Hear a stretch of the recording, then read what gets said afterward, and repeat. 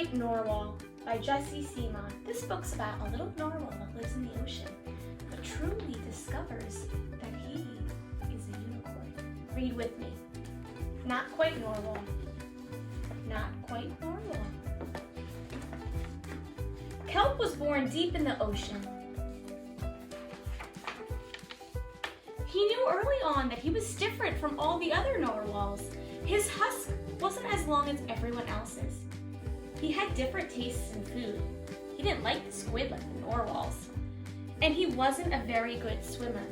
He needed swimmies, see?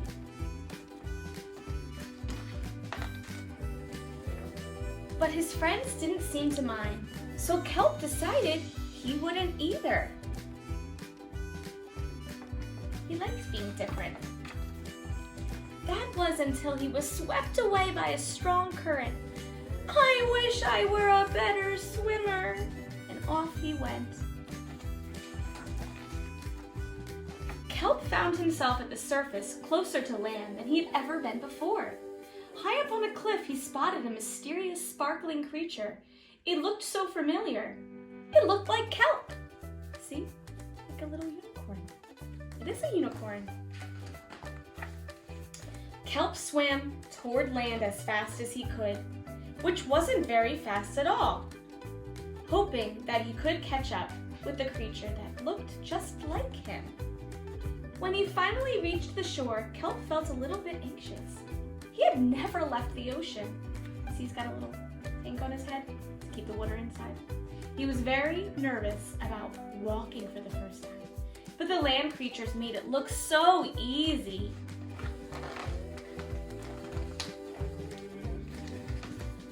Here he goes, he's trying. He's trying to walk like a crab. Oof. Now he's trying to walk like a frog.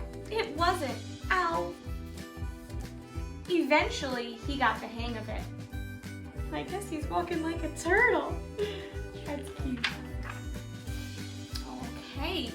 Everything on land was strange and beautiful, but also kind of scary. Kelp began to think he might never find a creature that looked just like him. But as he stumbled out of the forest,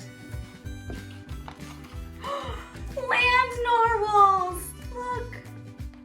Actually, we're unicorns. And by the looks of it, you are too.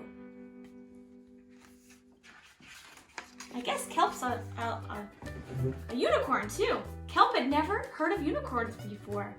They taught him all sorts of new things, things about his husk.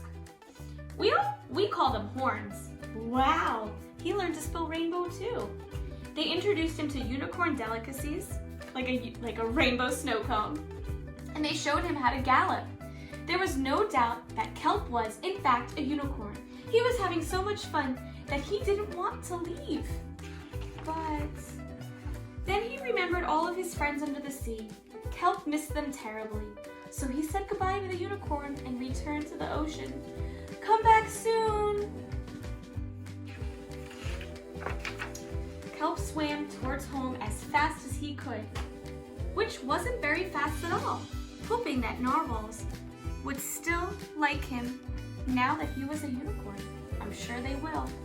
When he finally arrived, Kelp had butterflies in his stomach, but the narwhals had a sign for him. Welcome home!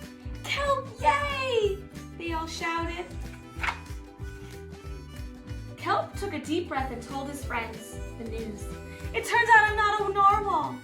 Of course you aren't. I'm a unicorn. We all knew that, Kelp. They took it quite well. Kelp was happy to be home, but now that he experienced life on land with the unicorns, he couldn't seem to forget them. See, in his little shell, there's a picture of a narwhal and a unicorn. He loved them both. Did he want to be a land narwhal with the unicorns, or a sea narwhal with, or a sea unicorn with the narwhals? Kelp couldn't decide, but then he realized that maybe, just maybe, he didn't have to choose. See, they're all playing together. I'm a unicorn. Uh-oh. not